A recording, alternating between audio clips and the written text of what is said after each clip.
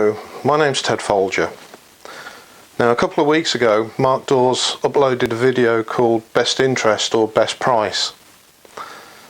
In the video, Mark talks about some of our experiences we had when we met with a husband and wife who are carers for their son who displays some challenging behaviour.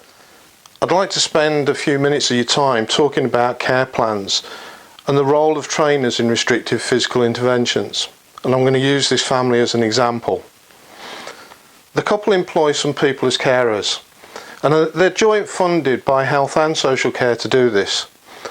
They use an element of their direct payments for providing training for themselves and the carers they employ, as like any other employer, they must ensure that they provide suitable and sufficient training. 3 or 4 years ago, the family brought Mark in to provide some breakaway techniques and restrictive physical interventions in order that they could maximise opportunities for their son to experience community activities, keep him safe if needs be, and keep themselves and the public safe. A lot's happened in the last few years in terms of new guidance and a major cultural move towards actively trying to reduce the need to use physical restraint techniques in health and social care settings. You see, physical restraint is one of a number of restrictive physical interventions that are used to manage violent and challenging behaviour. The key word here being managed. Restrictive interventions are a management tool used to contain, to suppress or subdue certain behaviours that may be putting a person or others around them at risk. They're not therapeutic tools or treatment techniques. It's a coercive practice. Now, what do I mean by a coercive practice? It means the action or practice of persuading someone to do or not to do something by using force or threats. All too often in both health, social care and education establishments, we have relied on restrictive interventions to manage behaviours. Organisations have invested money in training staff how to apply these restrictive interventions, but the problem is, in simple terms, behaviour does not occur in a vacuum. Behaviours are functional.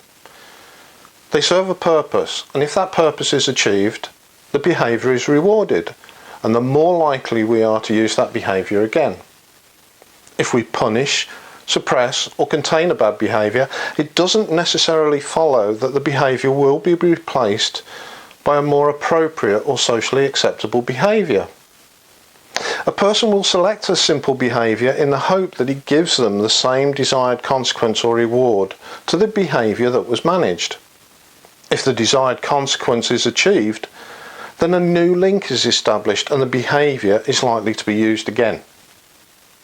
Positive behaviour support is about maximising opportunities for a person to learn and choose socially acceptable behaviours and coping strategies, and rewarding their use rather than fixing, suppressing or containing the negative behaviours.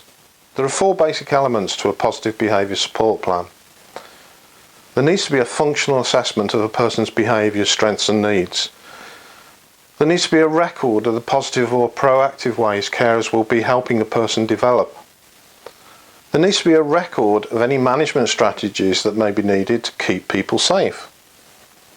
There also needs to be a review process that will be used to ensure that things are working, or as not, as the case may be. I'll go into more detail on support plans in future videos, hopefully, but getting back to the family, they're now expected to put in place a whole range of documentation to evidence the support and care they are providing for their son. The functional analysis, behaviour support plans, restrictive intervention strategies all need to be documented. But who's helping them prepare all these? My concern is that social workers and community nurses are becoming nothing more than the auditors of care for commissioners, who in turn are trying to reduce care costs to the lowest possible level. The manager Mark and I spoke to was hoping that we would write the support plans for the family, which he in turn would then take to the multidisciplinary team for approval before sending them on to the commissioners for final approval. So how does that impact on you as a trainer? What I'm trying to say is, be careful, because restrictive interventions need to be documented in the care plans.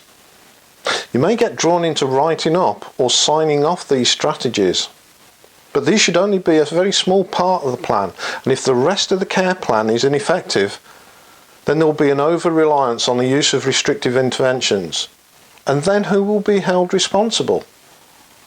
Care planning is not a 5-minute fix-it or an off-the-shelf product. A great deal of time and energy goes into developing an individualised plan.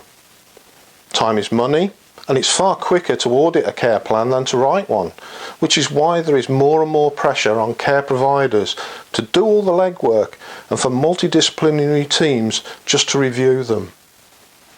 So be careful. If you're asked to be involved in writing up parts or all of a restrictive plan, think about how much time outside of providing the training you can invest. Remember that care plans are living documents. They need regular reviews and updating. Think about, are you being drawn outside of your skill set? Are you going to get paid for your time? Who will own the plan? But also think about who's going to take responsibility for it. Well, that's all I've got for now. I hope this has been some use to you and has given you something to think about. Speak to you soon, I hope. Bye.